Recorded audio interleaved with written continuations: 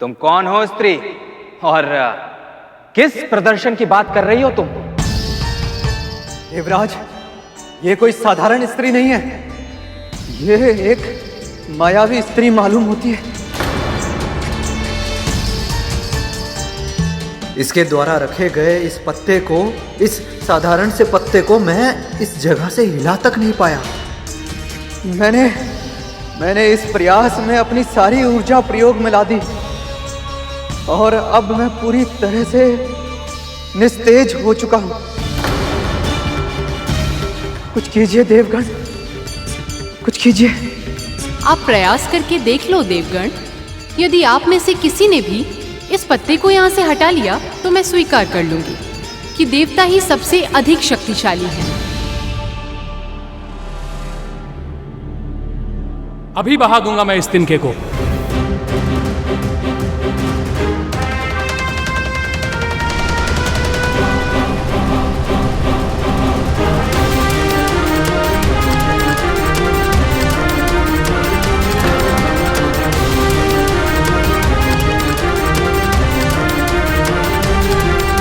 ये तिनका तो गीला भी नहीं हुआ वरुण देव।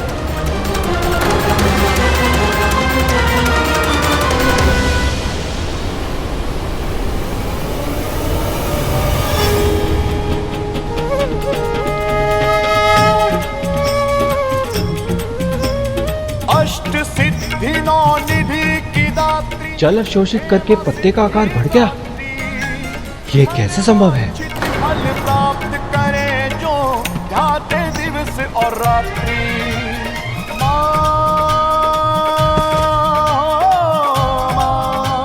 रक्षा कीजिए देवराज, हमें बचा लीजिए। ये कैसी माया है स्त्री? कैसी भी माया क्यों ना हो देवराज, पर मेरे ताप से नहीं बच पाएगी। इस पत्ते के साथ साथ स्त्री की माया भी भस्म कर दूंगा मैं।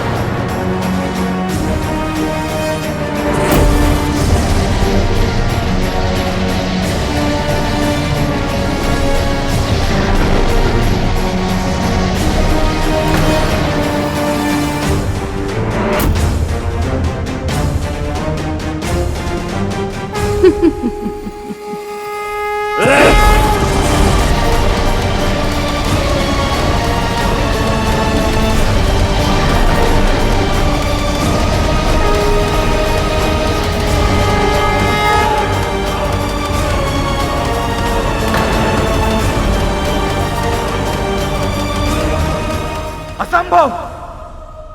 ना तो ये पत्ता साधारण है और ना ही ये स्त्री।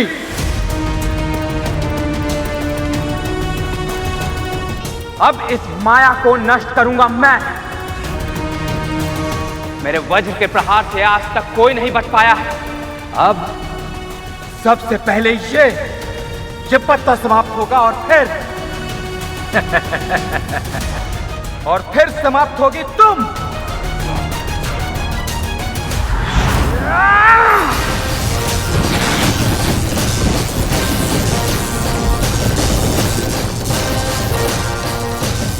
ये क्या? इस पत्ते पर तो देवराज का वज्र भी विफल हो रहा है।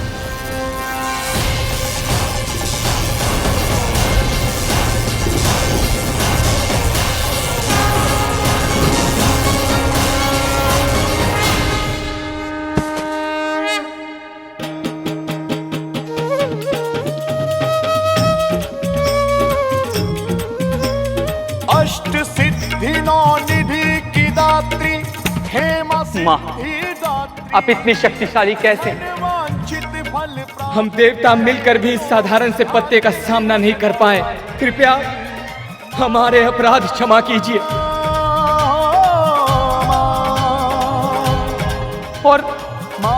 और अपना परिचय दीजिए। कौन है आप?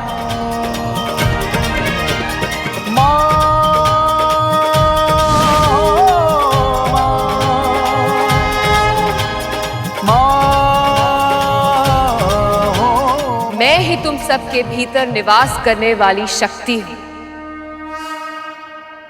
इस जगत में कुछ भी कर पाने का सामर्थ्य मुझसे ही है। मेरे ही कारण तुम असुरों पर विजय प्राप्त कर पाए। मैं ही हूं 10 महाविद्याएं।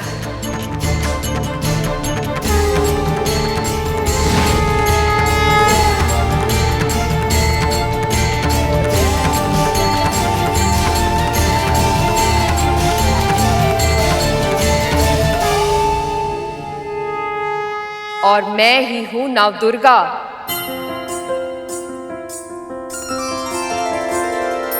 दुर्गा दुर्गति शमनी दुर्गा पदिनी पारिणी दुर्ग मच्छदिनी दुर्ग साधिनी दुर्ग नाशिनी।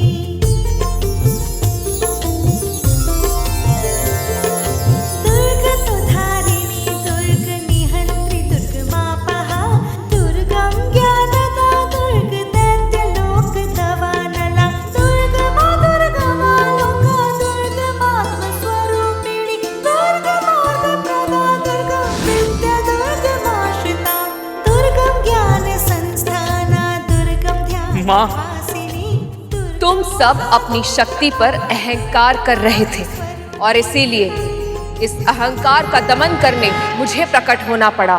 दुर्गा दुर्गति शमनी दुर्गा पत्य निवारिणी। क्योंकि अहंकार पतन के मार्ग का द्वार होता है और वैसे भी जो शक्ति तुम्हारी है ही नहीं उस पर दंभ करने का अधिकार तुम्हें मिला भी कैसे? दुर्गम ज्ञानदा दुर्ग दैत्य लोक दवा। स्मरण रखना, जो शक्ति से तुम संचालित होते हो वो केवल मेरे कारण है, केवल मेरे कारण।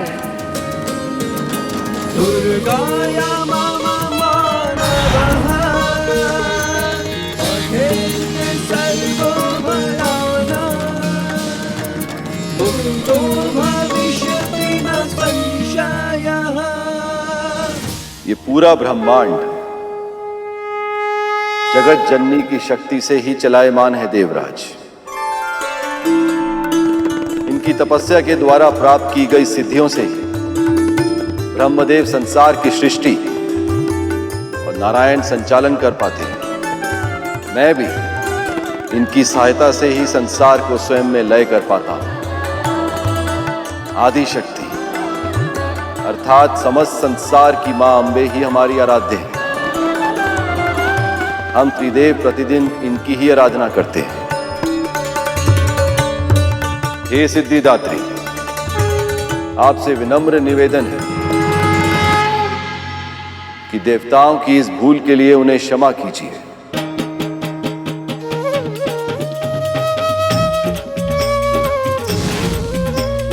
अष्ट सिद्धि नौ निधि की दात्री हेमा सिद्धिदात्री। या देवी सर्वभूतेषु माँ सिद्धिदात्री रूपेण संस्थिता नमस्तस्यै नमस्तस्यै नमस्तस्यै नमो नमः।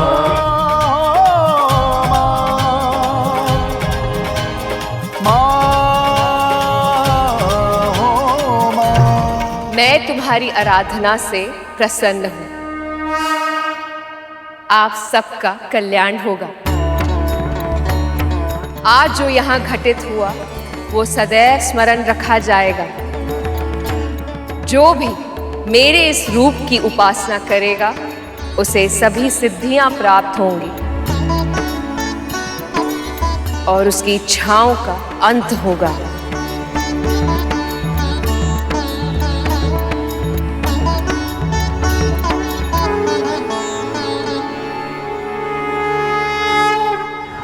यही थी माँ सिद्धिदात्री की कथा। चलिए कन्या पूजन की तैयारी करते हैं। उन्हें भोग लगाने के बाद हमारा ये व्रत संपन्न हो जाएगा। जी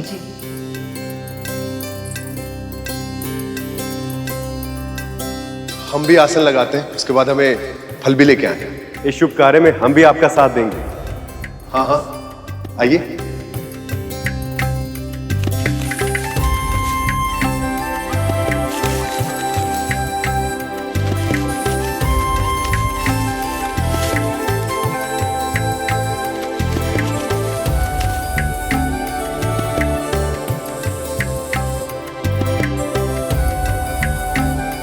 बहन जी आप पूरियां बेल लीजिए, मैं शीघ्र तलती हूँ। और साथ ही मैं ना हलवा भी भून लेती। जी।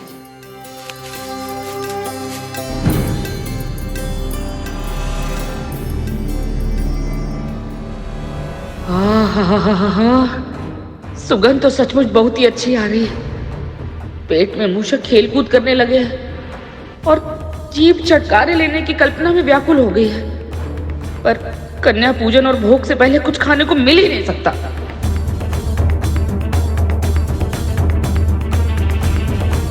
तो कन्याएं क्यों नहीं आई?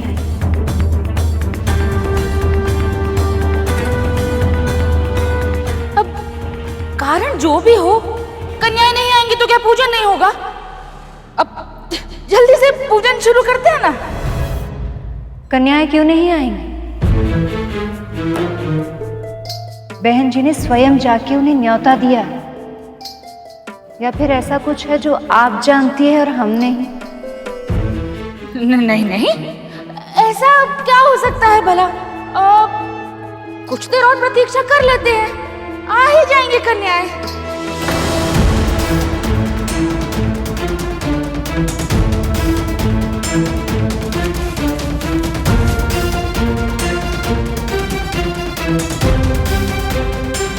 श्रीमान, आपको क्या लगता है आपके पुत्र लौट आएंगे ना?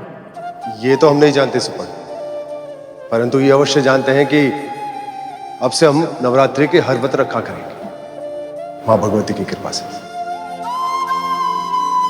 हम भी व्रत अवश्य रखेंगे सुपर्ण भैया जी, और हमें पूर्ण विश्वास है कि सूर्यास्त होने के पहले हमारा पुत्र हमारे पास अपने घर अवश्य लौट आएगा।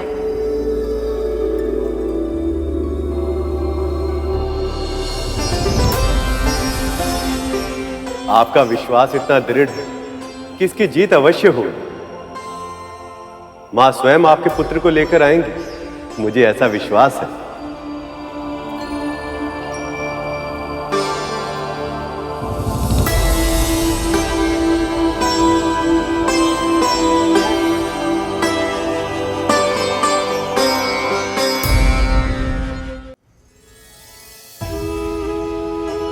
भिक्षाम देहि, भिक्षाम देहि, भिक्षाम देहि।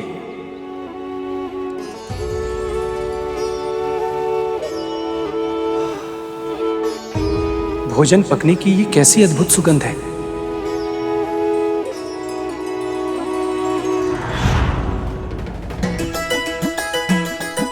वाह माँ, बड़ी अच्छी सुगंध आ रही है भोजन की।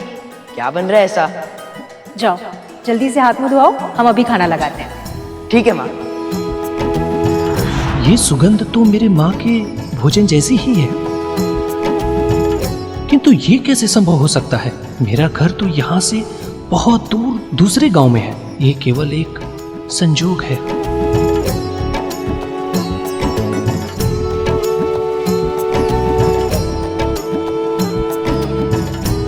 भवती भिक्षाम देहि, मातु भिक्षाम देहि।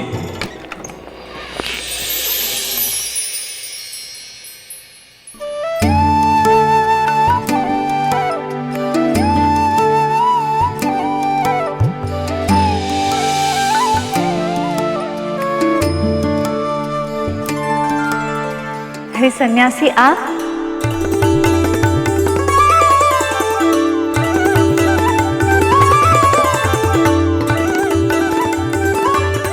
ये लीजिए।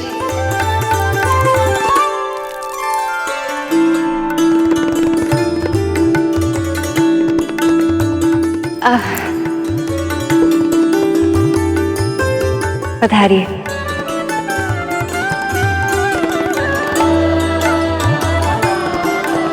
आइए सन्यासी जी, आइए ना।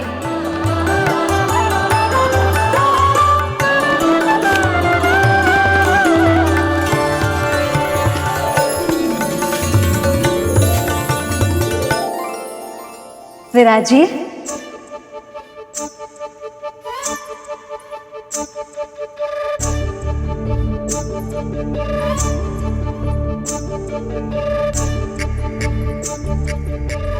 ये लीजिए। भोजन दीजिए देवी। आपके धार्मिक व्यवहार से भूख और भी बढ़ गई है। ऋषि सन्यासी। सन्यासी जी, मैं अभी आई।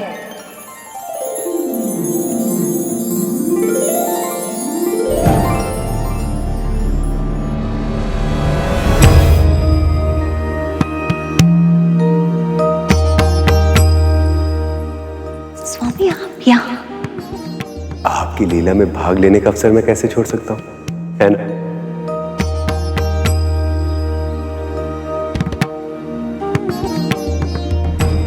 हमारे सामने पत्तल परोसकर द्वार पर किससे बातें करने लगी है?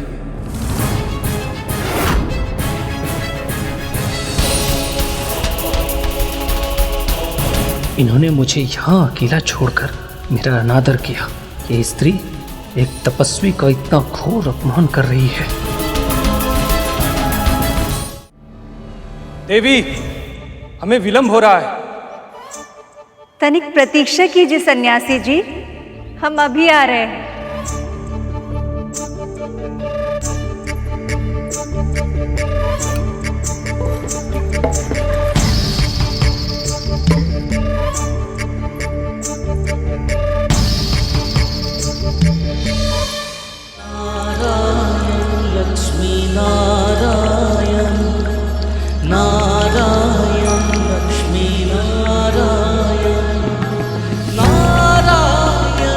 कितना समय और लगेगा?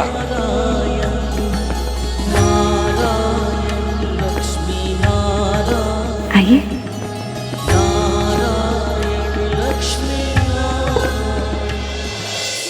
आइए ना स्वामी, आइए। प्रणाम सन्यासी जी। प्रणाम। स्वामी आइए, विराज जी।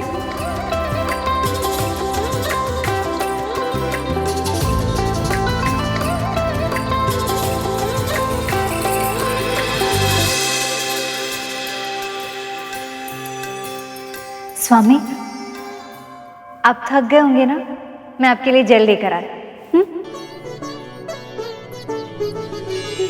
कितना समय और लगेगा देवी? पूरा दिन नहीं है हमारे पास। तनिक प्रतीक्षा कीजिए सन्यासी जी, हम हमारे पति की सेवा कर रहे हैं। और आप तो जानते हैं, एक स्त्री के लिए अपने पति की सेवा से श्रेष्ठ और कोई कार्य नहीं होता। और सत्य कहे, अगर आपके स्थान पर त्रिदेव भी होते ना, तो उन्हें भी रुकना पड़ता। देवी, आप जानती भी हैं एक तपस्वी का क्रोध कितना भयानक होता है। हम कोई चिड़िया थोड़ी है जो आपकी क्रोध भरी दृष्टि से भस्म हो जाए।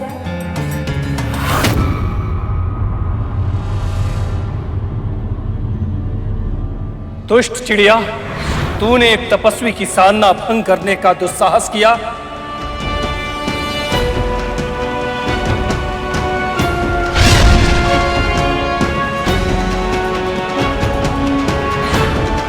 वन में जो हुआ था वो इन्हें कैसे पता चला?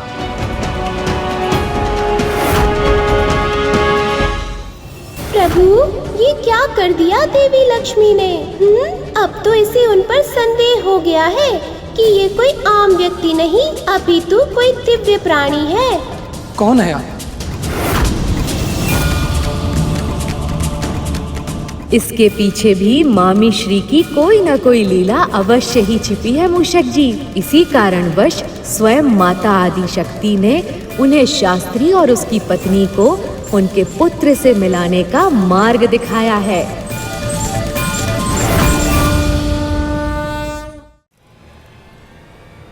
कौन है आप? अपना वास्तविक परिचय दीजिए।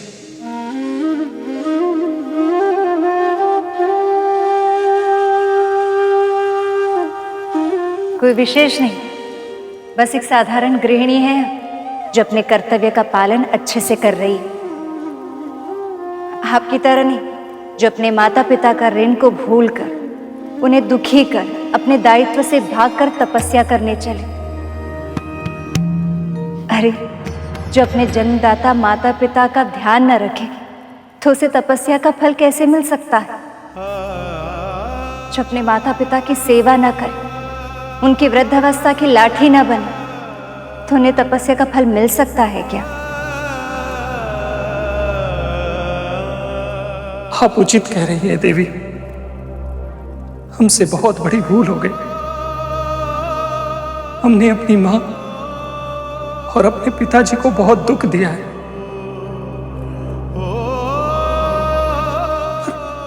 अब तो अनेक वर्ष बीत गए होंगे,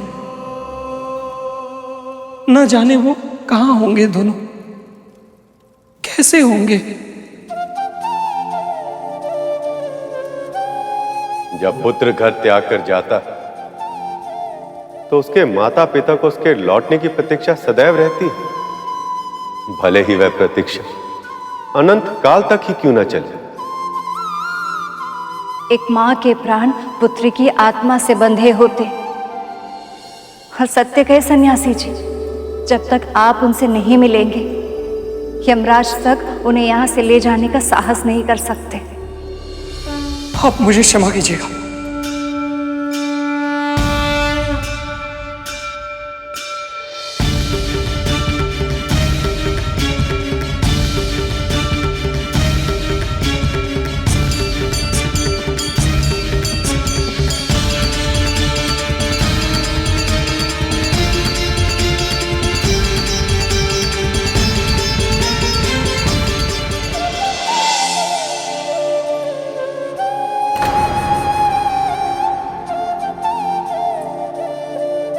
कन्या भोजन हेतु कन्याएं अब तक क्यों नहीं आई? यदि वो नहीं आई तो हमारी पूजा संपन्न कैसे होगी और मेरी अपने पुत्र को वापस पाने की इच्छा भी पूर्ण नहीं हो पाएगी। कन्याओं का मार्ग देख रही हैं? लगता नहीं कि कोई भी कन्या आएगी आज।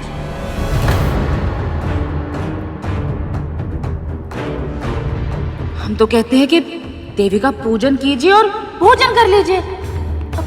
कब तक स्वयं को भी भूखा रखेंगे और हमें भी।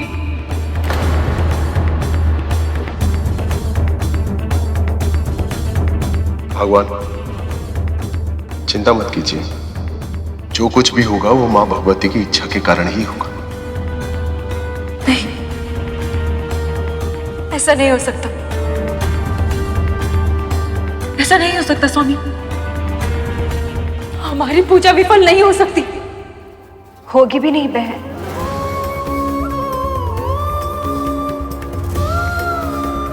आप धैर्य रखिए। अभी तो पूजा संपूर्ण भी नहीं हुई। अब और धैर्य नहीं होता हमसे। मां को हमारा दुख दूर करना ही होगा।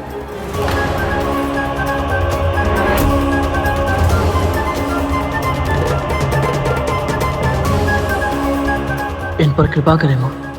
इनका हृदय शुद्ध है और इनके आपके प्रति श्रद्धा पवित्र है। दया करो मां, इनके कष्ट दूर करो। कृपा कीजिए मां, अब और नहीं सहा जाता। हमारा एकमात्र पुत्र इतने वर्षों से हमसे दूर है। क्या हमारा दुख कभी दूर नहीं होगा?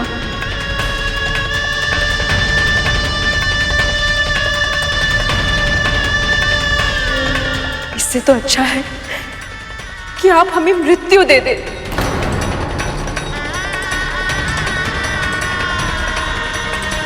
या फिर हमारे पुत्र को हृदय से लगाने का सुख। प्रभु, मां, एक मां का हृदय पीड़ा में है और मैं इनकी सहायता करने में असक्षम हूं। कृपया इनकी सहायता करें। देवियों, इस मां की करुण भरी पुकार ने मेरे नेत्र भी भिगो दिए हैं। अब आप सब कृपा कीजिए, आ जाइए अब।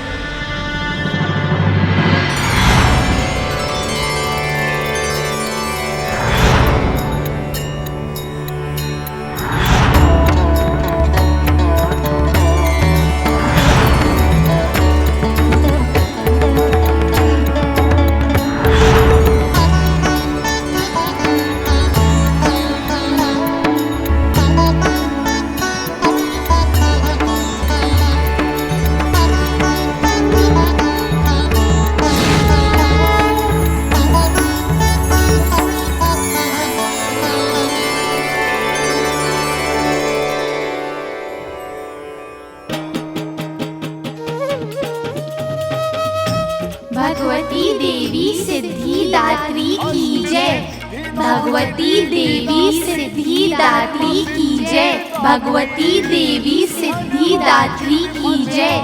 भगवती देवी सिद्धि दात्री की जय। भगवान, भगवान कन्या आ गई। माँ ने हमारी पुकार सुन ली, कन्या आ गई है भगवान।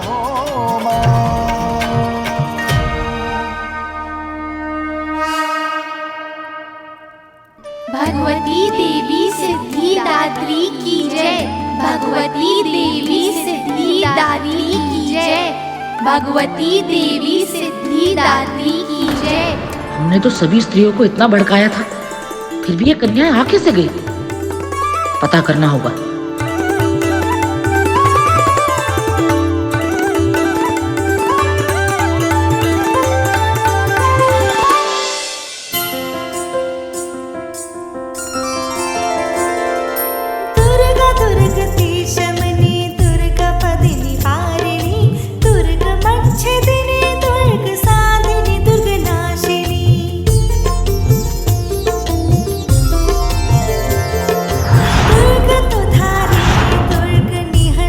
धन्यवाद माँ, आपका कोटि कोटि धन्यवाद।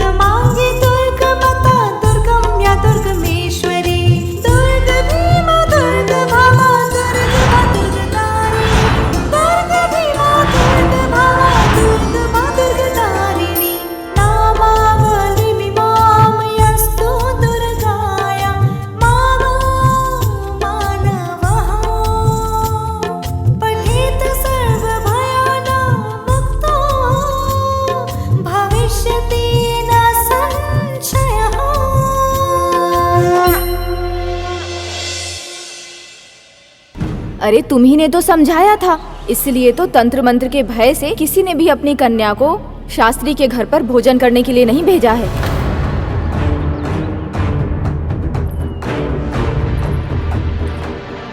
किसी ने भी अपनी कन्या नहीं भेजी, तो फिर घर पर वो सभी कन्या कौन है? कहाँ से आई है वो? पता लगाना होगा।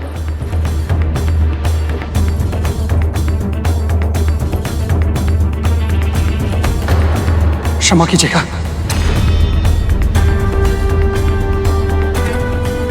ये तो वही है, छोटे का पुत्र, हमारा भतीजा। लगता है अपने घर जा रहा है। नहीं नहीं नहीं, ऐसा नहीं होने दे सकते हम, इसे रोकना होगा।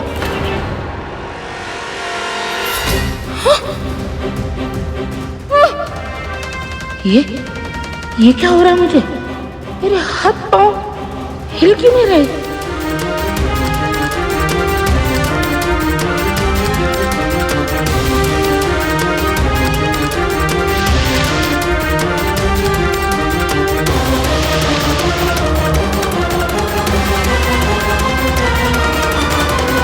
आप सभी भगवती स्वरूप हैं। अगर पूजन में कोई कमी रह गई हो तो हमें क्षमा कर दीजिएगा। आपकी पूजा और सत्कार से हम सभी बहुत प्रसन्न हैं। आपकी मनोकामना अवश्य पूरी होगी।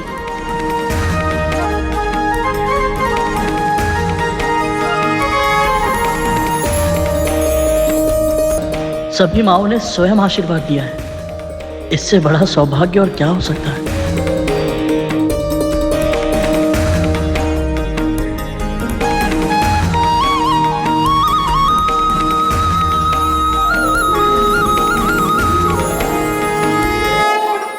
अब हमें भी प्रसाद ग्रहण करना चाहिए।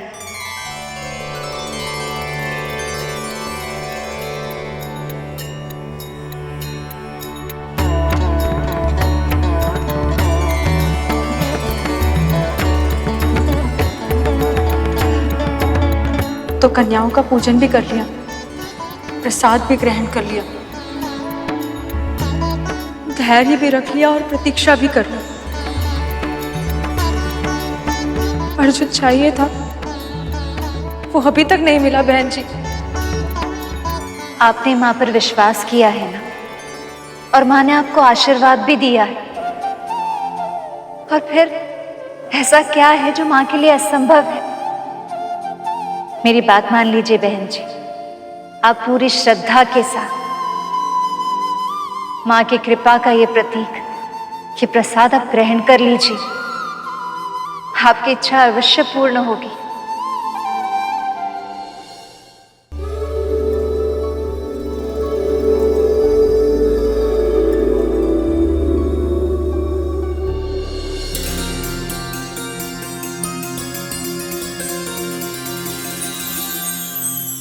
माँ, पिताश्री,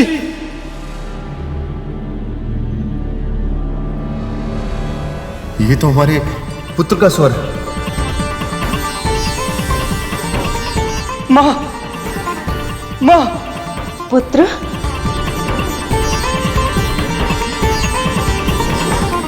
पुत्र, पिताश्री, पुत्र,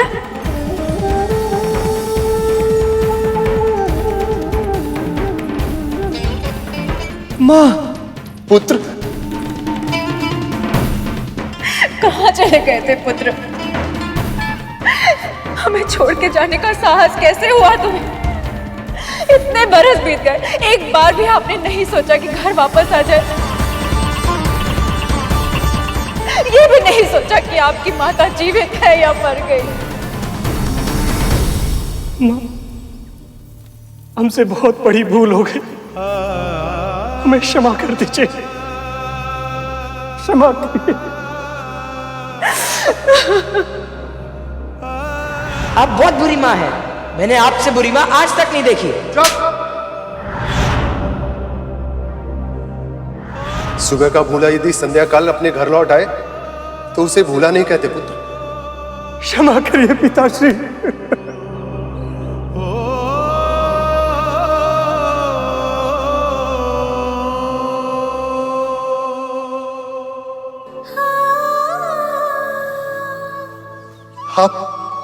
आप कितने बड़े हो गए।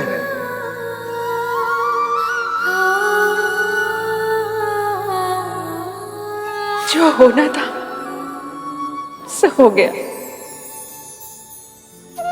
अब आप आ गए, अब सब बहुत अच्छा हो जाएगा। माँ, प्रसाद नहीं खिलाओगी? पूजा के प्रसाद का अनादर करना स्वयं भगवान का अनादर करना होता है।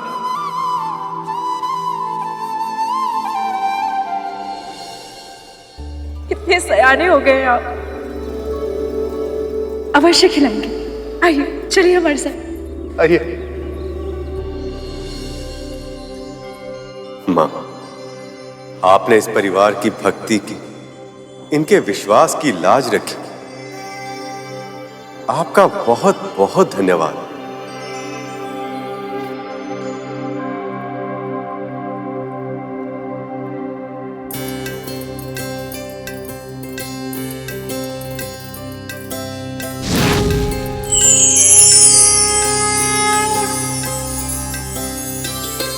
विष्णु, लक्ष्मी, आपकी शक्ति मुझसे भिन्न नहीं है, फिर भी मेरी पूजा करके आपने अतुलनीय विनम्रता का परिचय दिया है।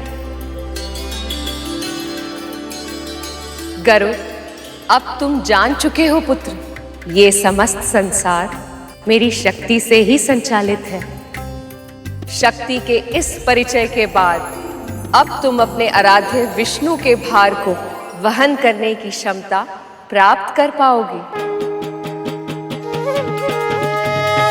माँ, आज आपके आशीर्वाद से मुझे विश्वास हो गया कि मेरी माँ का स्वप्न कि मैं प्रभु विष्णु और माता लक्ष्मी की सेवा करूं, हेमा सिद्धिदात्री, मन वांछित फल प्राप्त करे, और मेरी नियति कि मैं प्रभु विष्णु का वाहन बनूं, दोनों ही पूर्ण होगी। धन्यवाद माँ।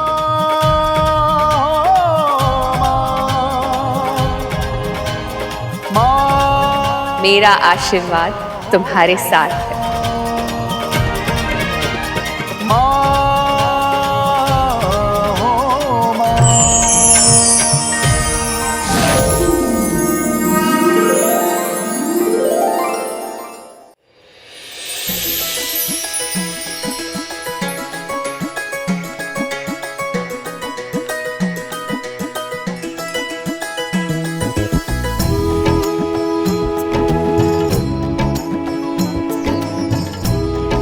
हमें पूर्ण विश्वास था कि आप अवश्य आएंगे। और हमारे भीतर इस विश्वास की लो प्रज्वलित हुई थी हमारे अतिथियों के कारण। अतिथियों के कारण? कौन अतिथि और कहाँ है वो? बहुत ही भले मानुस हैं। आइए, मैं आपको उनसे मिलवाता हूँ। अवश्य। आइए आइए पुत्र, यही है वत्स।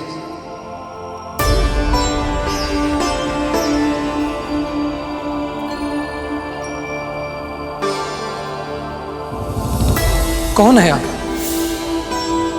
अपना वास्तविक परिचय दीजिए। ये दोनों तो वही हैं जिन्होंने हमें आप दोनों के पास वापस लौटने का उपदेश दिया।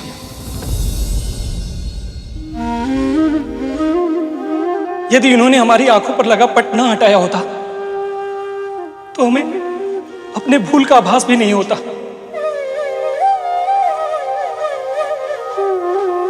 परंतु ये कैसे संभव है पुत्र? ये तो आज सुबह से ही हमारे साथ।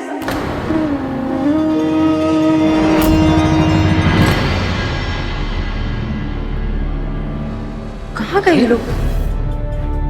कहाँ गए?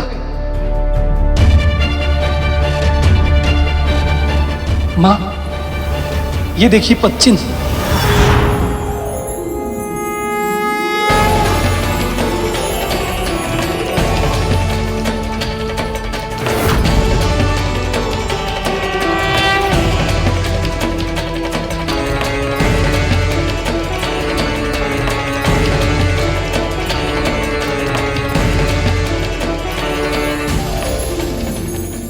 ये जो आपके अतिथि है ना छोटे, ये तीनों माता रानी की कथा सुनने सुनाने के बहाने भाभी को उल्टी सीधी पट्टी पढ़ा रहे हैं। क्या कहा आपने?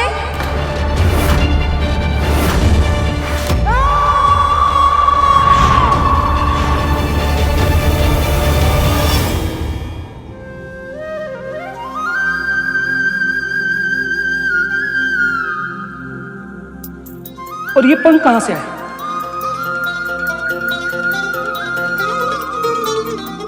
और यहां पर कैसे आ गया? किसके हैं ये? नारायण, यह लक्ष्मी के। प्रभु नारायण और लक्ष्मी के।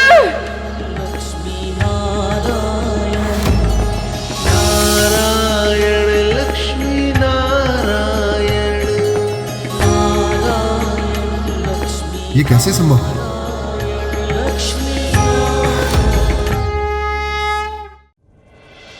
माँ, ये देखिए उनके पद चिन्ह।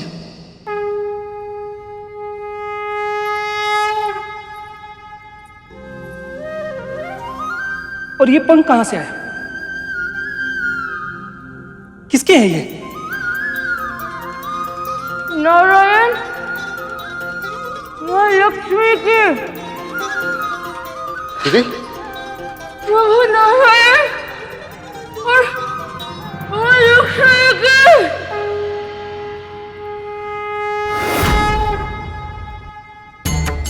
ये आप क्या कह रही है दीदी? और आपकी ये दशा कैसे हुई? अब हमारा भी कल्याण कर दीजिए माँ। अपराध क्षमा कीजिए, कृपा कीजिए भगवती।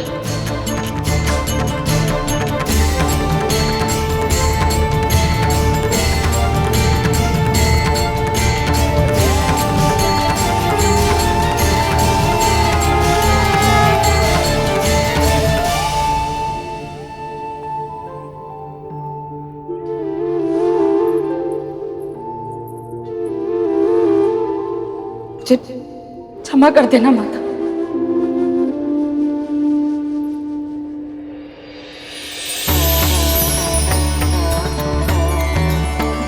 ये पच्चीन प्रभु नारायण और माता लक्ष्मी के, और ये पंख उनका जो शिष्य था, वो उनका कोई सेवक था। अब आपके पटर पटर करने से थोड़ी हर चीज सत्य हो जाएगी। और आपके पुत्र को कई तरह बारस हो गए हैं। अब तक तो अपने घर का मार्ग भी भूल गया होगा आपका राजकुमार।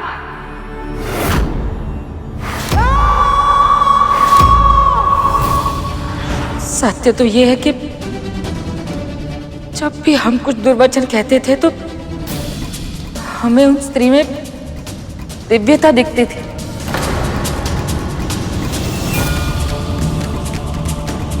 कि हम सत्य पहचान ही नहीं पाए।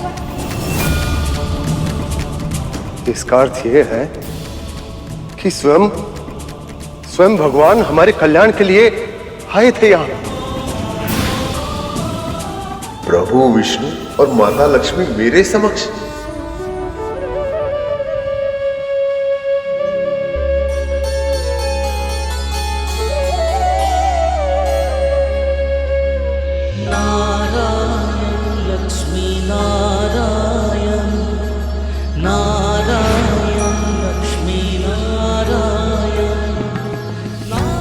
तो उस दिन जो हमें आभास हुआ था वो सत्य था, कोई स्वप्न नहीं।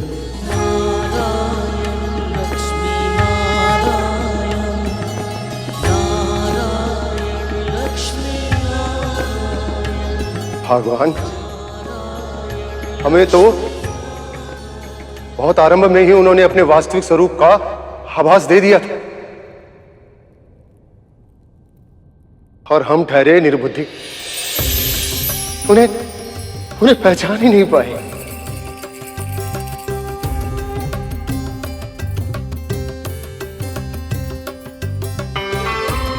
तो हमारे लिए बहुत प्रसन्नता की बात है कि साक्षात स्वामी नारायण और माता लक्ष्मी हमारे घर पधारे। उन्होंने हमें कथा सुनाई, हमारे हाथों से बना भोजन खाया। माता ने स्वयं अपने हाथों से बना प्रसाद हमें खिलाया, हमारे साथ रहे। ये हमारा सौभाग्य है, हम धन्य हो गए।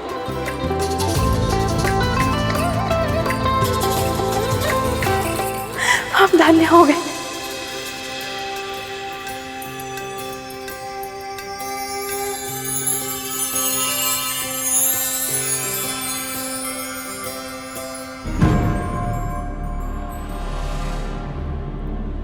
छोटे भाभी,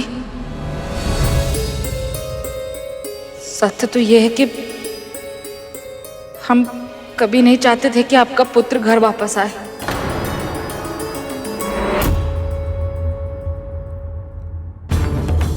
संपत्ति के लोभ में अंधे हो गए थे,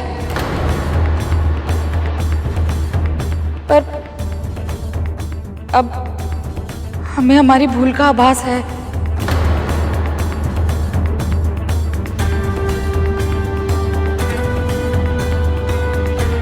बहुत लज्जित है हम। हो सके तो हमें क्षमा कर दीजिएगा। दीदी, आप तो हमारा परिवार है और अब हमारे मन में कोई मैल नहीं।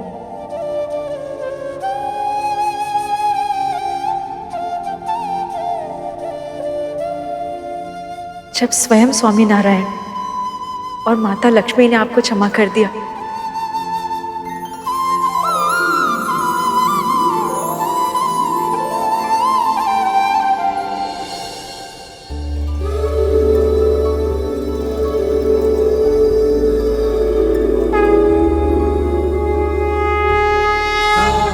लक्ष्मी नारायण की जय, माँ भगवती विंध्यवासिनी की जय, बोलो लक्ष्मी नारायण की जय, माँ भगवती विंध्यवासिनी की जय।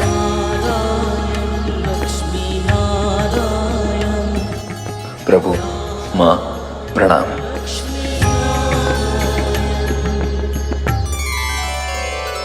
बहुत बहुत बधाई हो गरुड़। तुमने अपनी भक्ति से वो शक्ति अर्जित कर ली है जिससे तुम अब अपने जन्म का उद्देश्य पूरा कर पाओगे। हाँ भैया, परंतु ये माँ की कृपा और प्रभु की दया के बिना संभव ही नहीं था।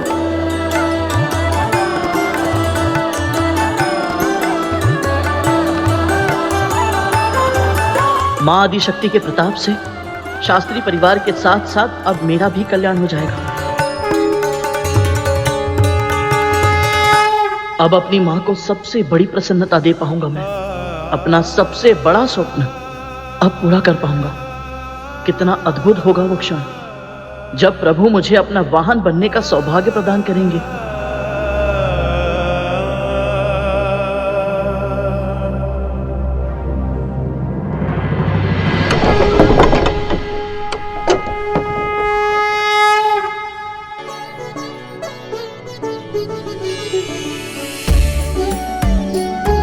अब तो बहुत समय हो गया, बस अब प्रभु शीघ्र ही आदेश दे ताकि मैं उन्हें संसार के भ्रमण पर ले जा पाऊं।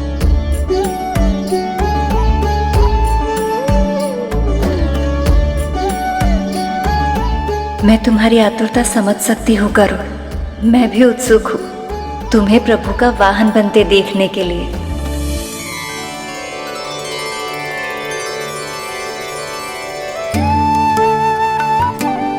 कुछ देर की प्रतीक्षा और सही, बाद वो क्षण शीघ्र आ जाए जब मैं प्रभु को उनकी पहली यात्रा पर ले जाऊं।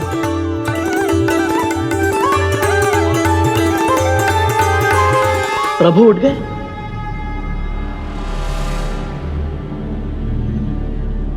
अब प्रभु अधिक प्रतीक्षा करना ठीक नहीं होगा। शीघ्र ही तैयार हो जाता हूं ताकि उनका अधिक समय व्यर्थ ना हो।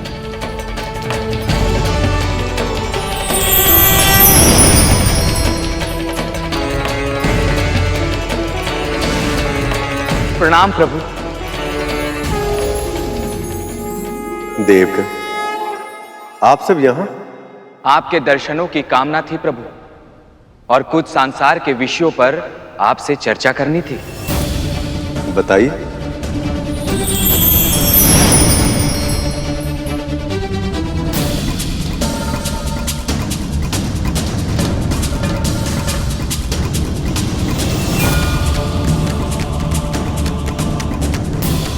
जिस क्षण की प्रतीक्षा मुझे इतने लंबे समय से है, जिसका स्वप्न देखते देखते मेरी माँ ने पलके तक झपकाना छोड़ दिया है, अब वो क्षण आ ही रहा है। हे प्रभु, कब पूरी होगी मेरी कामना? कब सत्य होगा मेरी माँ का स्वप्न?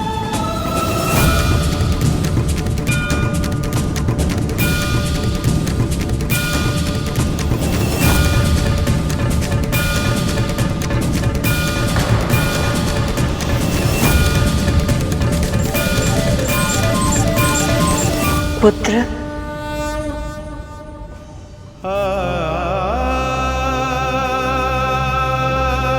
तुम अपनी पीड़ा को विनता से नहीं छिपा पाते हो, तो मुझसे क्या छिपाओगे? माँ, प्रभु का सेवक होने के पश्चात भी मैं प्रभु की सेवा कर ही नहीं पा रहा हूँ, और इससे जो पीड़ा मुझे हो रही है उसे मुखर होकर व्यक्त भी नहीं कर पा रहा हूँ। माँ, जब तक मैं प्रभु का वाहन नहीं बन जाता, मेरा जीवन व्यर्थ ही रहेगा। अपने उद्देश्य में असफल होने का दंश मेरे हृदय में हर पल चुभता रहेगा। माँ, पुत्र, तुम्हारी स्वामी भक्ति में कोई संदेह नहीं है। सत्य कहे तो तुम्हारे जैसे भक्तों की एकनिष्ठ आराधना से ही भगवान को शक्ति मिलती है और वो भगवान बनते हैं। पुत्र, तुम्हें धैर्य रखना होगा। सही समय आने से पहले कुछ नहीं होगा। मैं समझता हूँ माँ, परंतु जब तक सही समय नहीं आ जाता मैं अपने मन को कैसे समझाऊं?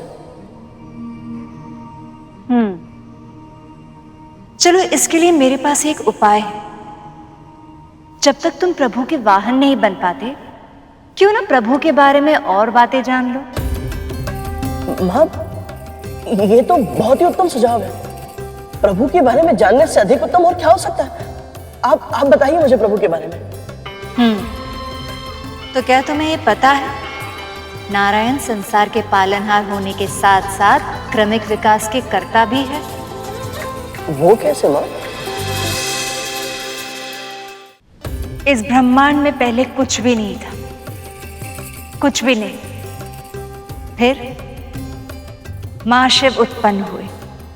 वो अपने आप में संपूर्ण थे पर स्थिर थे। उनकी ऊर्जा से बनी आदि शक्ति, फिर इन दोनों के योग से नारायण की उत्पत्ति हुई और फिर नारायण की नाभि से उत्पन्न हुए ब्रह्मदेव। उस समय संसार में केवल जल था। फिर नारायण ने असुर मधुकैटभ का वध करके उनके महावृद्धाकार तन के अवशेषों से पृथ्वी का निर्माण किया।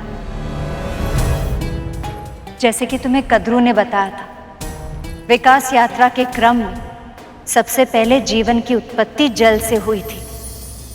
प्रलय काल के समय तुम्हारे प्रभु ने मत्स्य अवतार लेकर महाराज सत्यव्रत से नौका का निर्माण करवाया था और सभी प्रजातियों के जीव जंतुओं, कीटों, पक्षियों आदि को उस पर स्थान देने का आदेश दिया था और फिर स्वयं मत्स्य रूप में उस नौके की रज्जू खींचकर उन सब की रक्षा की थी। उसके बाद देवों और असुरों में संग्राम छिड़ गया। दिव्य शक्तियों में भीषण युद्ध होने लगा। इस काल में समुद्र मंथन को संभव बनाने के लिए उन्होंने दूसरा अवतार अर्थात कूर्म अवतार लेते हुए तुमने स्वयं देखा। जल पर विचरण करने वाली मछली के बाद आया था जल और थल दोनों पर धीमी गति से विचरण करने वाला कछुआ। माँ, जीवन की विकास यात्रा के इस क्रम में इन दोनों के बाद प्रभु का अगला अवतार कौन सा हुआ था? अवतारों का प्रकट होना इतना सहज नहीं होता पुत्र। किसी भी अवतार के उत्पन्न होने से पहले उसकी आवश्यकता का जन्म होता है। उचित कारण और योग्य परिस्थिति उत्पन्न हुए बिना कोई भी अवतार संभव नहीं हो सकता। इसलिए प्रभु विष्णु के अगले अवतार के लिए आवश्यक परिस्थिति निर्माण करने के लिए सनकादिक ऋषि वैकुंठ आए। ओम नमो नारायणाय, ओम नमो नारायणाय, ओम नमो नारायणाय, ओम नमो नारायणाय, ओम नमो नारायणाय, नारायण नारायण नारायण नारायण, ओम नमो नारायण।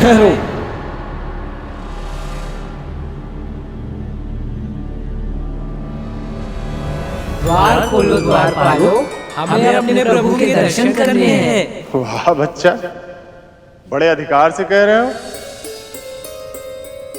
हाँ, कौन हो तुम लोग? हम ब्रह्मदेव के मानस पुत्र हैं और श्री नारायण के भक्त। हमें सनकादि के नाम से जाना जाता है। तुम्हारा नाम कुछ भी क्यों ना हो, इस समय श्री हरि और माँ लक्ष्मी विश्राम कर रही हैं। दर्शन करने हैं तो फिर कभी आना। अब जाओ यहाँ से। भगवान और भक्त में समय और असमय का भेद नहीं होता द्वारपालो। भगवान तो स्वयं अपने भक्तों की प्रतीक्षा करते रहते हैं। ओ, तब क्यों ना आज भक्ति भगवान की प्रतीक्षा कर लें? हाँ?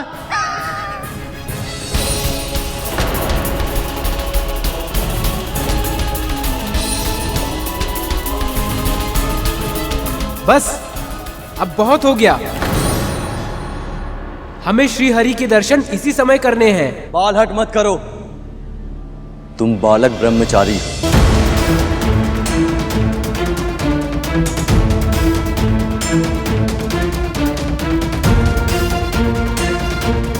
हाँ, अगर तुम चाहो तो हम तुम्हें कुछ मिठाइयां दे सकते हैं।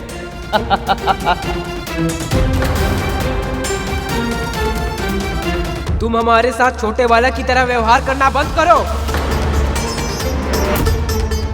बस अब बहुत हो गया। हमने तुम्हें चेतावनी दी थी पर तुमने हमारी चेतावनी पर ध्यान नहीं दिया। हमारे निवेदन का आदर करने के स्थान पर तुमने हमें श्रीहरि के दर्शन तक करने नहीं दिए। भगवान और भक्त के बीच अवरोध करने का दुस्साहस किया है तुम दोनों ने। अब इस पाप की सजा अवश्य भुगतोगे तुम। और अब यही पीड़ा तुम्हें भी सहनी होगी।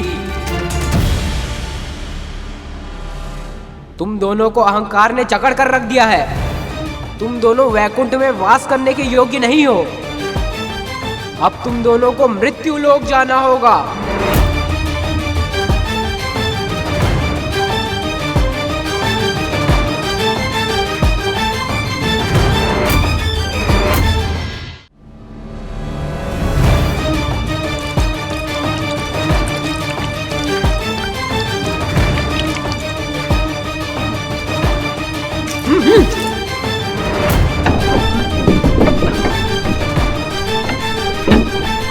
प्रभु,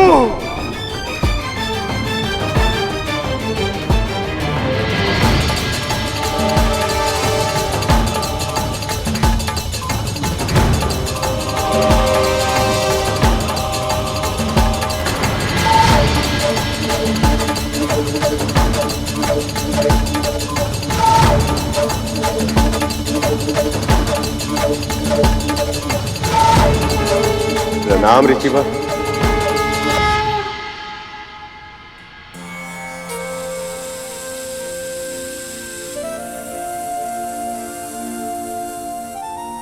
प्रभु, माँ, आपके दर्शन पाकर हम धन्य हो गए। प्रभु, हमारी रक्षा कीजिए प्रभु। प्रभु, इन ऋषियों के श्राप से हमें मुक्ति दिलाई है। हम इतना बड़ा श्राप सह नहीं पाएंगे प्रभु। पर ऋषियों की वाणी को असत्य मैं भी नहीं कर सकता जय विजय। पर यदि इन्होंने आपको दंड दिया तो उसे तो भोगना ही होगा। पर प्रभु, हमने तो अपने कर्तव्य का निर्वहन किया था। जय विजय, ये सत्य है कि तुम दोनों द्वारपाल हो। प्रवेश की मर्यादा बनाए रखना ही तुम्हारा कर्तव्य है। पर तुम दोनों को इस बात का आकलन भी करना आवश्यक है कि द्वार पर किनका आगमन हुआ है। अपने भक्तों से मिलने के लिए स्वयं भगवान भी दौड़े चले जाते हैं, और आप दोनों ने उनके भक्तों को ही द्वार पर रोक दिया। तपस्वियों का अनादर करना एक अपराध है जय विजय, और अपराध किया है तो इसका दंड तो तुम्हें मिलेगा ही। आप सत्य कह रही है माँ। अपराध तो हमने किया, हमें क्षमा कर दीजिए माँ, हमें क्षमा कर दीजिए।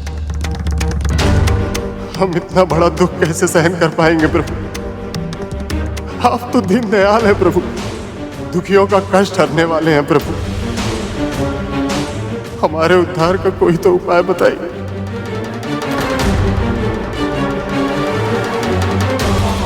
ये कैसी विडंबना है प्रभु। एक ओर भक्तों की करुणा है और दूसरी ओर ऋषियों का मान है। क्या निवारण निकालेंगे आप इस समस्या का?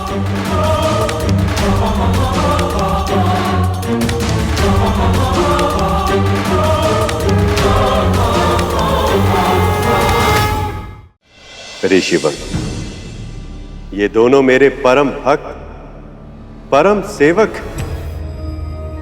आपका श्राप भोगने के बाद कृपया आप इन्हें वैकुंठ फिर से लौटने की अनुमति दें। आपके सामने होकर हम अनुमति कैसे दें? इतना सामर्थ्य नहीं है हमारे पास प्रभु। आप हमारे भगवान हैं। इनके दंड और इनकी वापसी से संबंधित सभी निर्णय हम आप पर छोड़ते हैं प्रभु।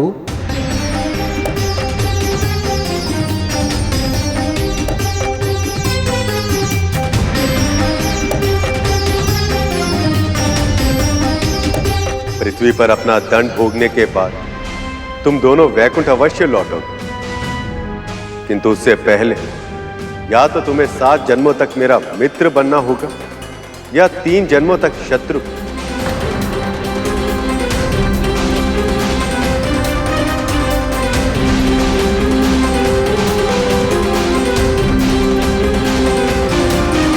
परंतु जिनके बिना 7 क्षण भी संभव ना हो, इनके बिना 7 जन्मों का विरह कैसे सह पाएंगे प्रभु?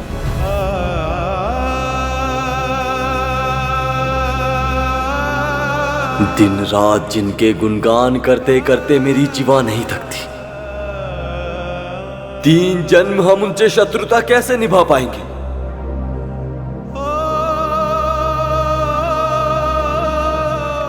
ये कैसा धर्म संकट है प्रभु?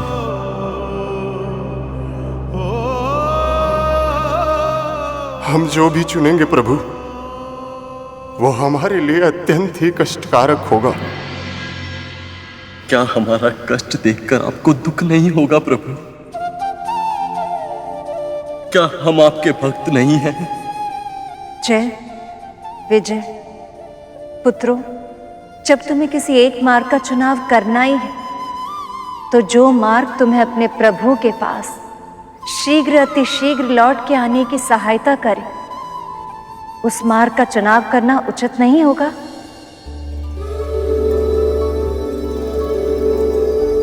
शत्रु के मन मस्तिष्क में भी सदैव अपने प्रतिद्वंदी का ही विचार रहता है। दिन रात सोते जागते वो सदैव अपने शत्रु का स्मरण करता रहता है। और फिर 3 जन्मों का समय 7 जन्मों से कम भी तो है।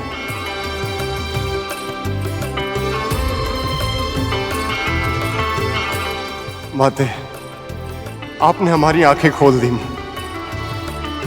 आपने हमारी सहायता की, हमें मार्गदर्शन दिखाए, ये किसी वरदान से कम नहीं है मां।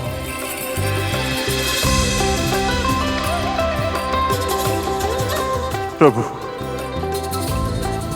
हमें 3 जन्मों तक आपसे शत्रुता निभाना स्वीकार है प्रभु, स्वीकार है प्रभु।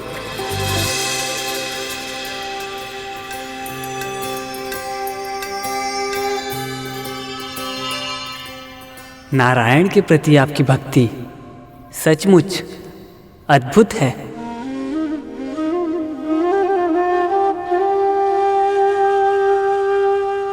पृथ्वी पर आपका जन्म शीघ्र ही होगा और शीघ्र ही आपको मुक्ति भी मिलेगी, ताकि आप फिर से अपने वैकुंठ में प्रवेश कर सके।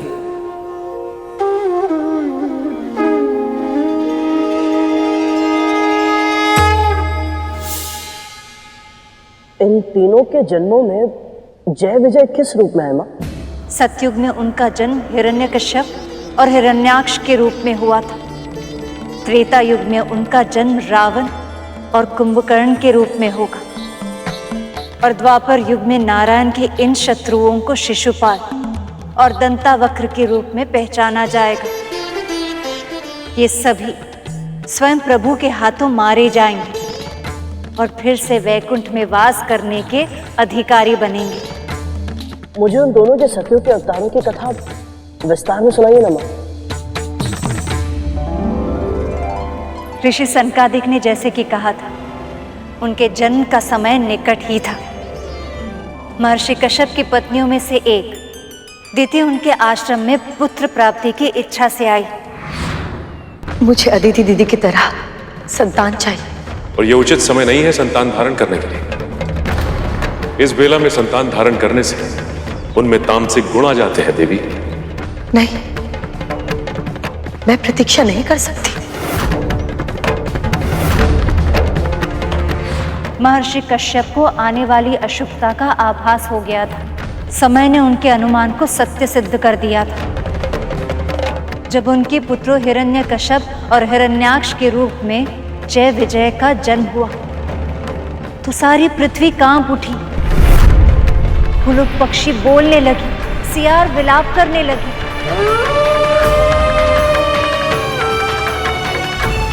चंद्र को ग्रहण लग गया और समुद्र में चक्रवात उमड़ने लगी।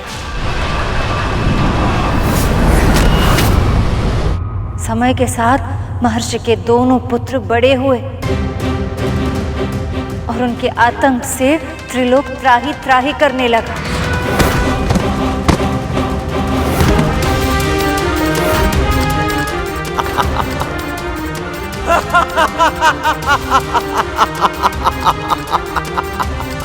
है कोई योद्धा जो मुझसे युद्ध कर पाए, जो मुझे पराजित कर पाए? बोलो, है कोई?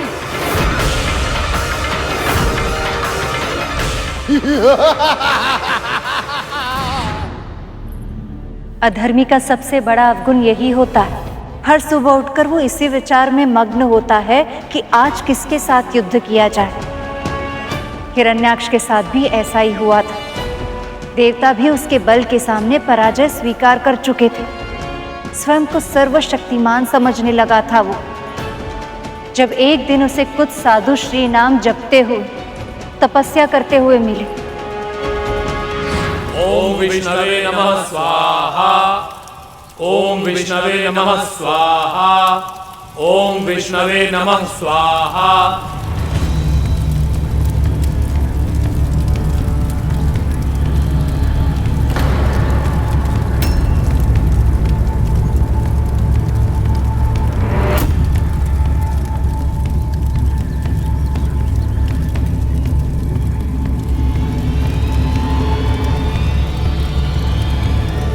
संसार में सबसे अधिक बलशाली, सबसे अधिक ऊर्जावान और सबसे अधिक सामर्थ्यवान केवल दो ही पुरुष हैं, मैं और मेरा भाई हिरण्यकश्यप।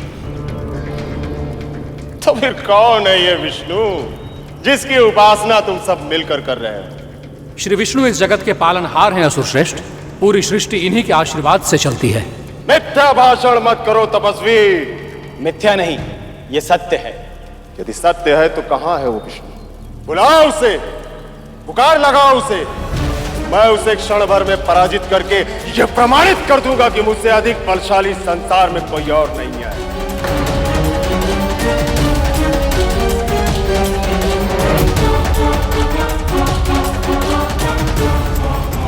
क्या हुआ? ऑन क्यों हो गए?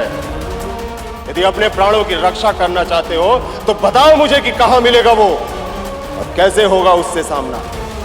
हम स्वयं उनके दर्शन के लिए व्याकुल हैं, तभी तो हम लोग यज्ञ कर रहे हैं, ताकि इन आहुतियों से उन्हें प्रसन्न कर सकें। आहुतियों के हर्ष अर्थात देवताओं और विष्णु को आहार इन आहुतियों से ही मिलता है।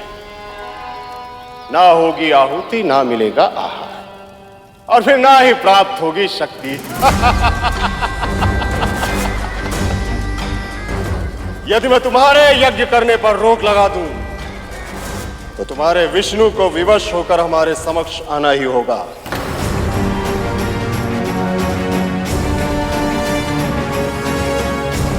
तपस्वियों, आज के बाद कोई भी किसी भी प्रकार का इस धरती पर यज्ञ नहीं करेगा। यदि तुम में से किसी ने मेरे आदेश का पालन नहीं किया तो मिलेगा उसे केवल मृत्युदंड।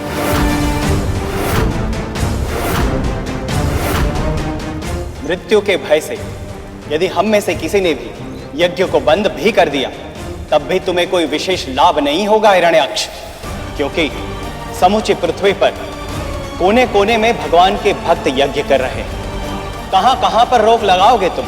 कहां कहां बंद करवाओगे यज्ञ को? कोने कोने में पृथ्वी के हर स्थान पर इस प्रथा को बंद कर दूंगा मैं। और तुम में से यदि किसी भक्त ने मेरे आदेश का पालन नहीं किया तो सारी पृथ्वी को जल में डुबो दूंगा मैं।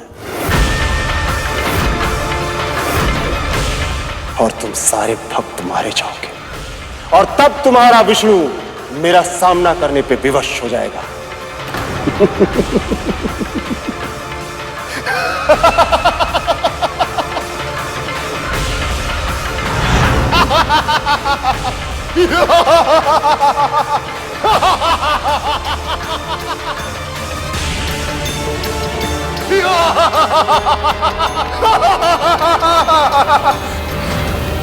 जय ने हिरण्याक्ष के रूप में प्रभु के साथ ऐसी शत्रुता ठान ली कि पूरी पृथ्वी संकट में घिर गई। जब एक बार किसी में असुरी वृत्ति प्रवेश कर जाती है तो पाप उसे जकड़ लेता है, और जब किसी का मन पाप कर्म से लिप्त हो जाए तो उसे सीमाएं लांघने में अधिक समय नहीं लगता। तो फिर मुझे ये बताइए मां कि प्रभु पापियों को पाप करने से कब रोकते हैं? भूल किसी से भी हो सकती है करुण, इसलिए प्रभु हर पाप करने वाले को प्रायश्चित करने का समय और सुधरने का अवसर अवश्य देते। जय और विजय का पुण्य इतना अधिक था कि जब तक वो ये सभी पाप कर नहीं लेते तब तक ऐसी परिस्थिति बन ही नहीं पाती कि भगवान अवतार लेकर उनका उद्धार करे।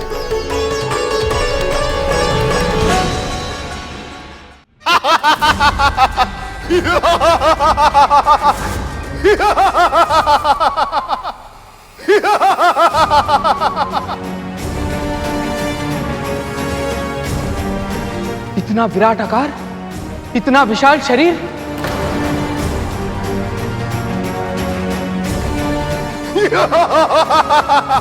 अब इस संसार की रक्षा कैसे होगी? कैसे होगी इस संसार की रक्षा?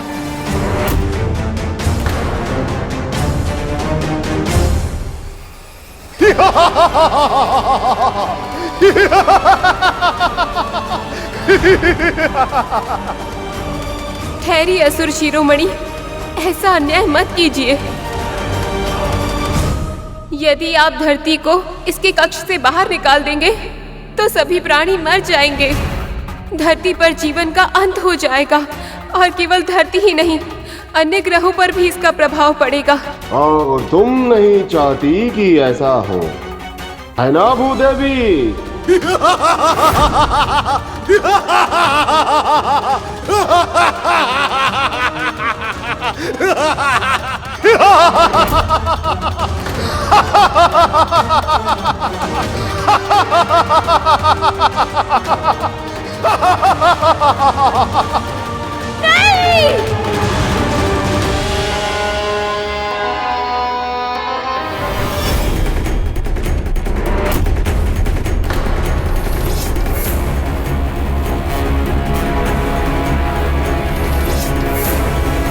दुष्ट हिरण्याक्ष ने पृथ्वी को अपने स्थान से हटाकर उसे क्षीर सागर की गहराइयों में छिपा दिया, ताकि जब प्रभु विष्णु पृथ्वी की रक्षा हेतु आए तो वो उनसे युद्ध कर सके।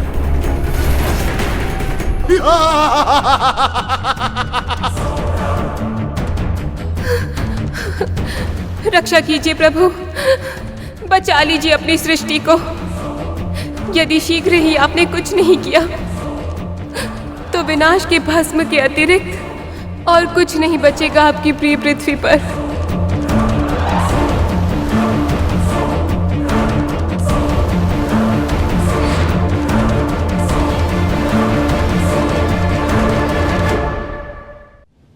ऐसी करुण पुकार सुनकर तो मेरी भी आग भर आई मां।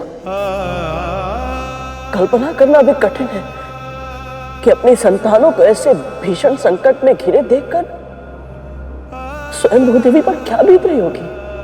केवल भूमि देवी के लिए ही नहीं, प्रभु नारायण के लिए भी वो क्षण बहुत दुखदायी थे। पूरे ब्रह्मांड में प्रभु को सबसे अधिक प्रिय पृथ्वी ही है,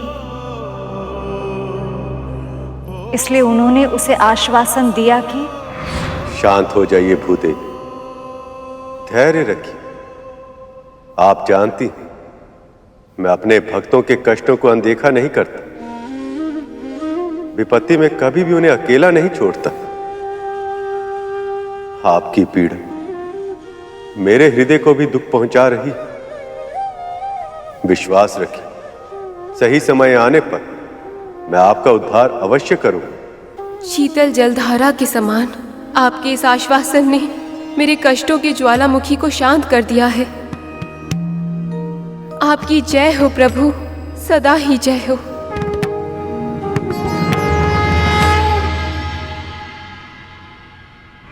सही समय आने पर, परंतु मां, हिरण्याक्ष ने पृथ्वी को उनकी कक्षा से अंतरिक्ष की सहज दूरी से हटा दिया था, समुद्र में ले जाकर कीचड़ में डुबा दिया था। सभी पृथ्वीवासियों का, प्रभु के भक्तों का जीवन संकट में था मां, और ऐसे में प्रभु किस समय की प्रतीक्षा कर रहे थे? संसार में कोई भी घटना संयोग से नहीं घटती पुत्र। विधि का हर विधान पहले से ही निश्चित है।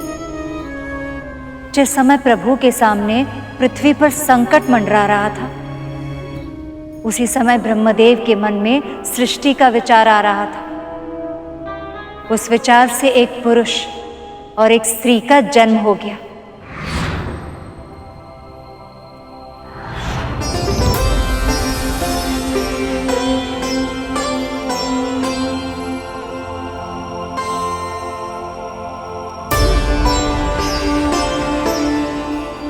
मनु, शत्रुपा, अब आप दोनों को ही सृष्टि का सर्जन करना होगा। प्रणाम ब्रह्मदेव। आपकी आज्ञा शिरोधार्य है प्रभु, पर दसों दिशाओं में जल ही जल है, हम कहाँ जाए? सृजन और पालन पोषण के लिए भूमि की आवश्यकता है प्रभु, हमें पृथ्वी दीजिए। ये कार्य तो केवल नारायण ही कर सकते हैं, इसलिए आप दोनों को ही उनका आह्वान करना होगा।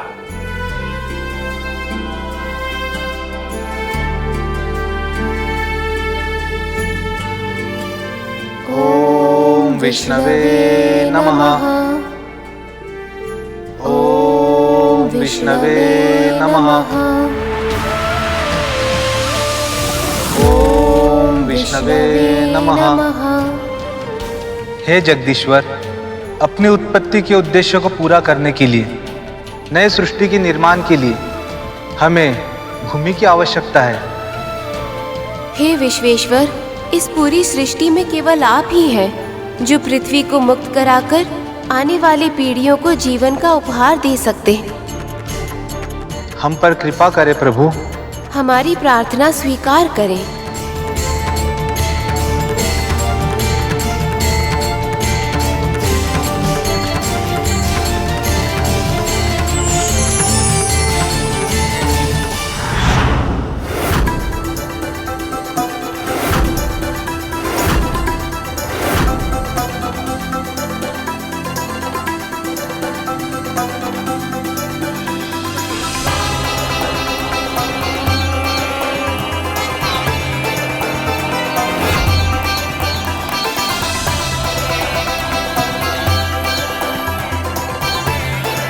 प्रभु नारायण ने अवतार लिया है।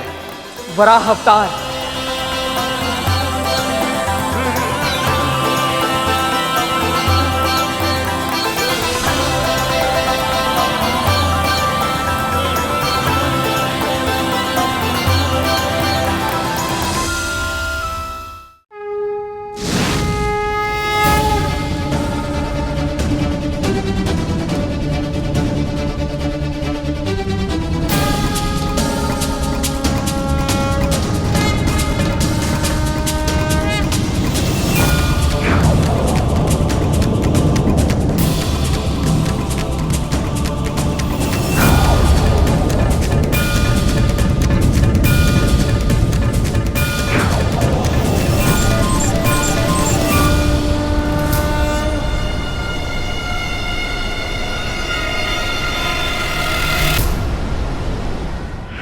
परंतु माँ, प्रभु तो अंतर्यामी है, तो फिर वो सीधे भूदेवी के पास क्यों नहीं गए? हर अवतार की निश्चित मर्यादा होती है पुत्र, जिसे प्रभु कभी भंग नहीं होने देते। अन्यथा वो तो इच्छा मात्र से ही, केवल विचार शक्ति से ही किसी का भी वध करने में सक्षम है, पर वो ऐसा नहीं करते, क्योंकि उनके अवतारों का उद्देश्य धर्म की रक्षा और अधर्म के नाश के साथ साथ संसार को ये शिक्षा देना भी है कि प्रयास किए बिना किसी को कुछ नहीं मिलता, स्वयं भगवान को भी नहीं। और फिर पृथ्वी को सूंघते सूंघते वराह अवतार में प्रभु समुद्र के जल के नीचे पहुंच गया।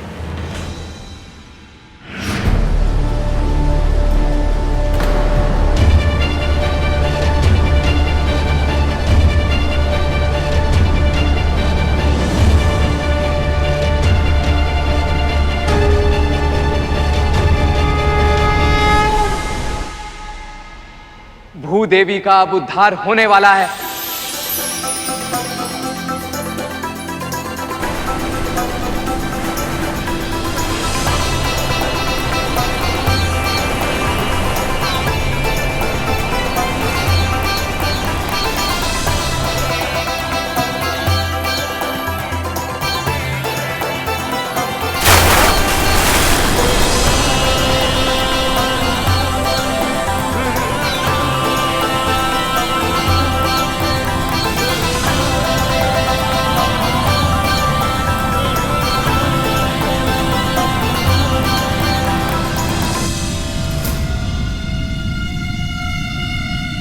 ये कैसा संकेत दे रही है प्रकृति?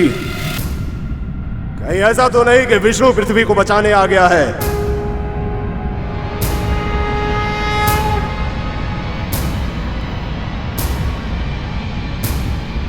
ये तो साधारण वराह है, तो फिर विष्णु कहां है और ये कहां ले जा रहा है पृथ्वी को? ठहर जा वराह! मेरे आदेश को अनसुना करके पृथ्वी को सौर मंडल की ओर ले जाने का प्रयास कर रहा है तू।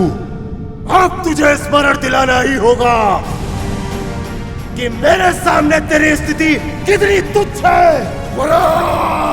और फिर उस मूढ़मती हिरण्याक्ष ने अभिमान में आकर प्रभु को तरह तरह के दुर्वचन कहे। अपमान की पराकाष्ठा को पार कर देने वाले उन शब्दों को सुनकर बहुत धैर्यवान व्यक्ति भी अपना धैर्य खो दे। इतनी नीचता भरी थी उसके कथनों में, पर प्रभु ने उसे सुनकर भी अनसुना कर दिया और अपने पथ पर अड़े होकर आगे बढ़ते रहे। फिर उस दुष्ट ने प्रभु को द्वंद्व युद्ध के लिए चुनौती दी। मेरी पृथ्वी को चुरा कर ले जा रहा है। ठहर जा वराह, सामना कर मेरा। यदि तनिक भी साहस है तो द्वंद्व युद्ध कर मुझसे और पराजित कर मुझे। यदि पराजित कर पाया तो ले जा पृथ्वी को।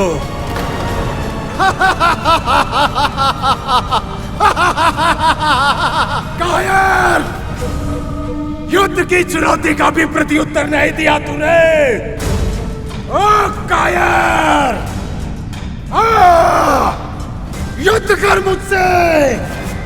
हिरण्याक्ष हूं मैं।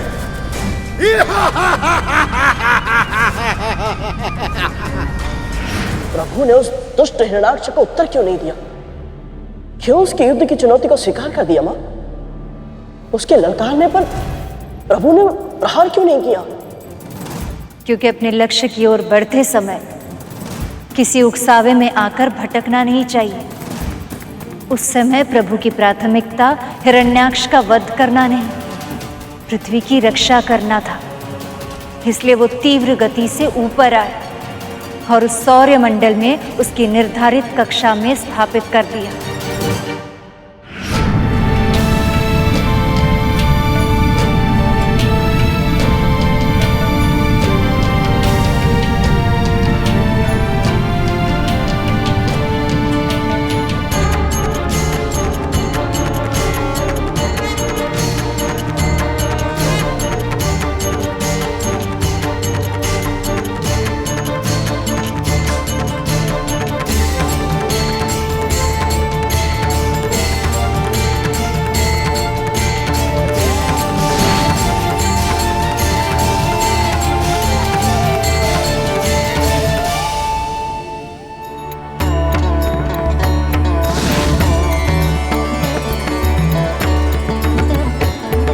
हे वराहदेव, हे विष्णु अवतार, आपने मुझ पर कृपा की, मुझे फिर से सौर मंडल में मेरी कक्षा में स्थापित कर दिया। आपका बहुत बहुत आभार।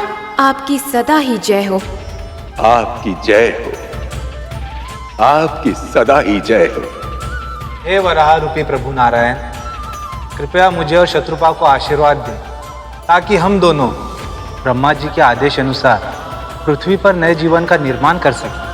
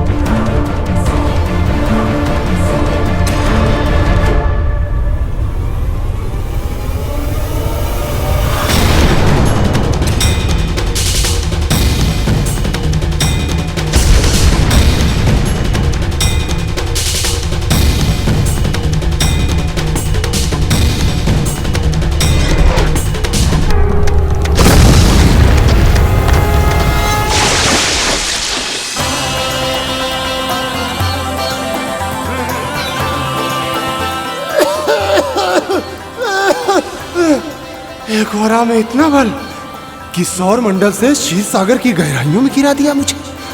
ये कैसे संभव है?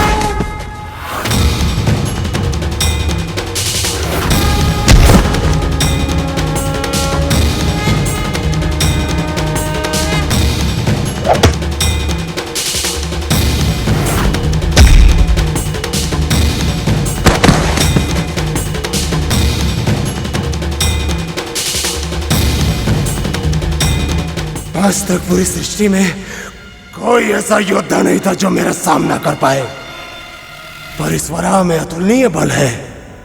थोड़ी ही देर में मुझे यह थकाकर पराजित कर देगा। यदि मुझे इससे बचना है तो मुझे भागना ही होगा।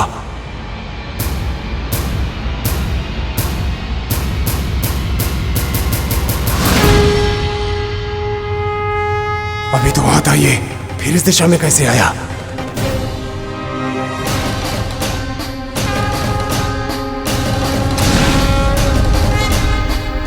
ये यहां भी है।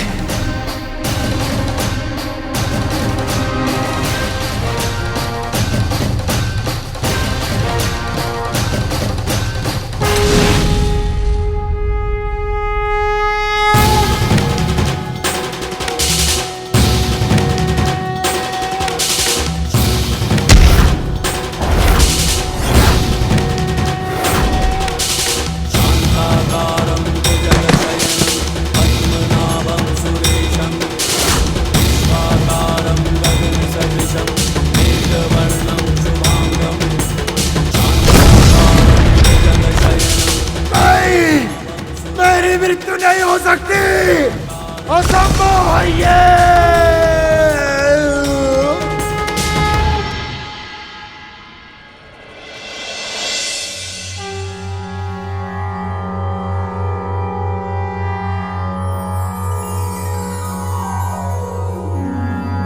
संभुवे तुभ्यं सृष्टे सर्वार्थवेदिने, नमो हिरण्यगर्भाय वेधसे परमात्मने, नमस्ते वासुदेवाय विष्णवे विश्वयोनये, नारायणाय देवाय देवानां हितकारिणे, नमोस्तुते चतुर्वक्र शारंग चक्रासिधारिणे, सर्वभूतात्मभूताय कूटस्थाय नमो नमः, नमोस्तुते वराहाय नमस्ते मत्स्यरूपिणे, नमो योगाधिगम्याय नमः संकर्षणाय ते।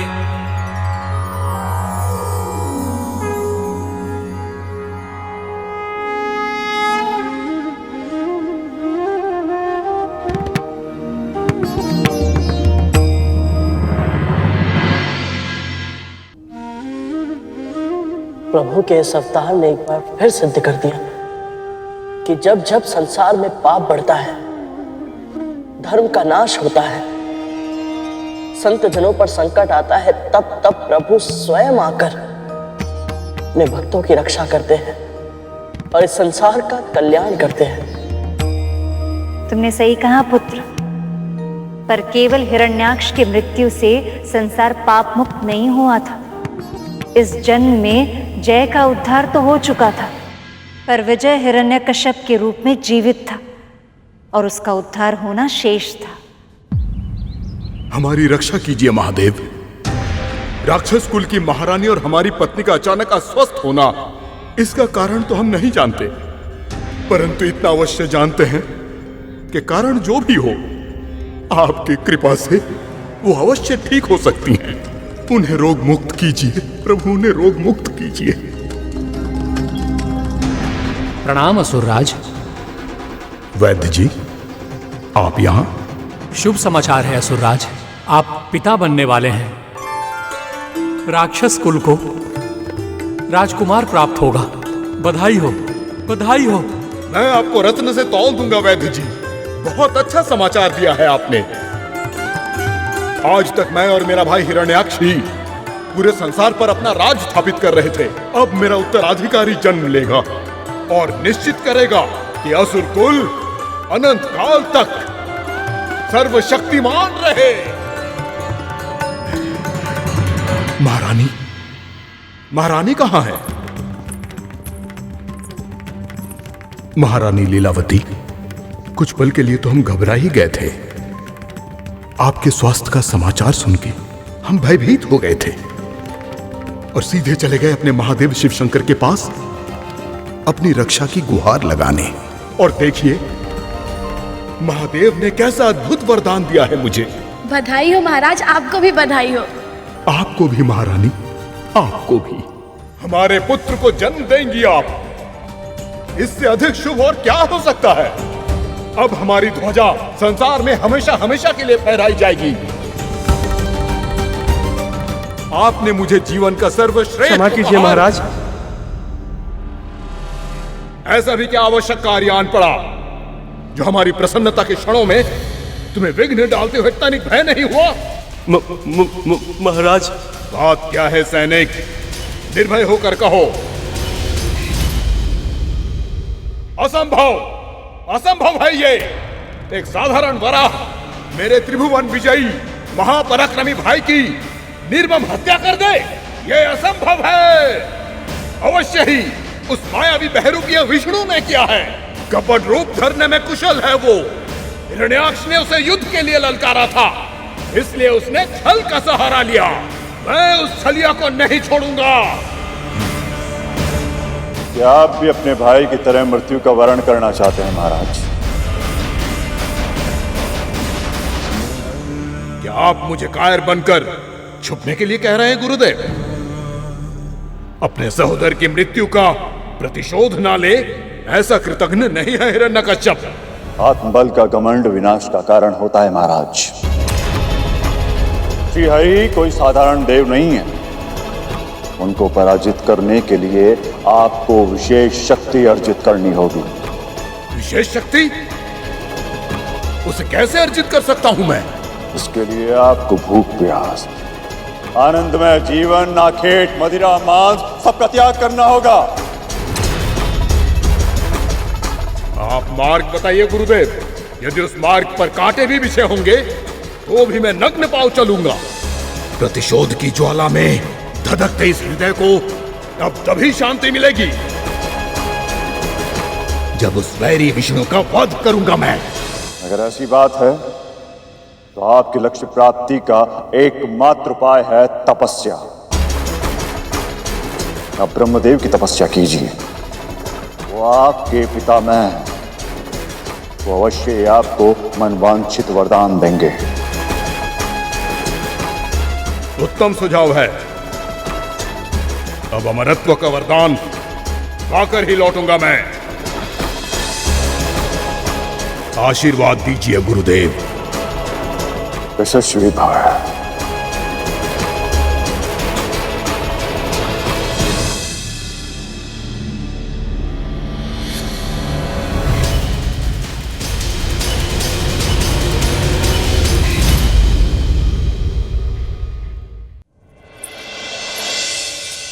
महाराज,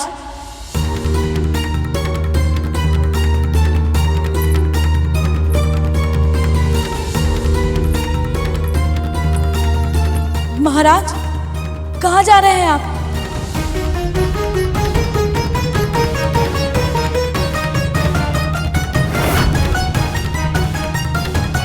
और ये वस्त्र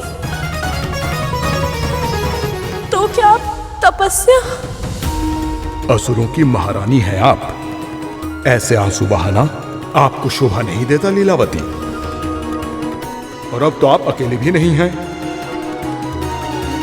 हमारे राजकुमार असुर कुल दीपक के स्वास्थ्य का ध्यान रखना भी आपका ही दायित्व है।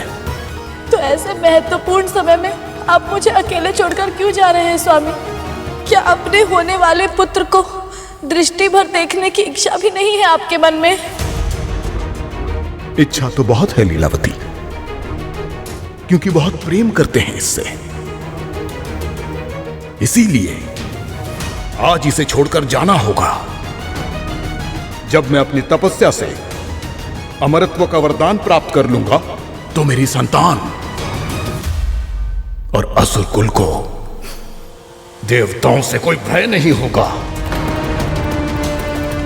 और तब बहुत ही सरलता से अपने शत्रु विष्णु का भी अंत करके मैं हिरण्याक्ष की निर्मम हत्या का भी प्रतिशोध ले लूंगा। कल सुनहरा हो, इसलिए अपने आज को त्यागना ही होगा। ये सब तो मैं समझती हूँ स्वामी, परंतु ना जाने क्यों एक विचित्र सी घबराहट हो रही है। अपना ध्यान रखना लीला। जब तक मैं वापस लौटकर नहीं आता, मेरे पुत्र का पालन पोषण बहुत प्रेम से करना। एक बार मैं अमरत्व का वरदान लेकर वापस आ जाऊं, फिर हम पिता पुत्र पूरे ब्रह्मांड पर शासन करेंगे।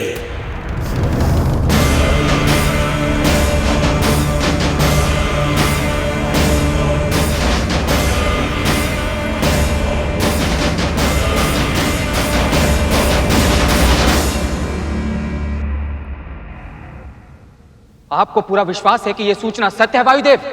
हाँ देवराज, यह सत्य है। हिरण्यकश्यप वरदान प्राप्त करने के उद्देश्य से ब्रह्मा जी की तपस्या करने के लिए निकल चुका है। तो फिर करने दीजिए उसको यह तपस्या, यदि कर पाए तो। मैं समझा नहीं देवराज। हिरण्यकश्यप की आसुरी प्रवृत्ति तपस्या जैसा सत्क्रम उसका मन रमने नहीं देगा अग्निदेव। ब्रह्मदेव को प्रसन्न करने में किसी भी तरह से सफल नहीं हो पाएगा। फिर भी संसार के भविष्य को भाग्य के भरोसे छोड़ना उचित नहीं होगा। मेनका, उर्वशी,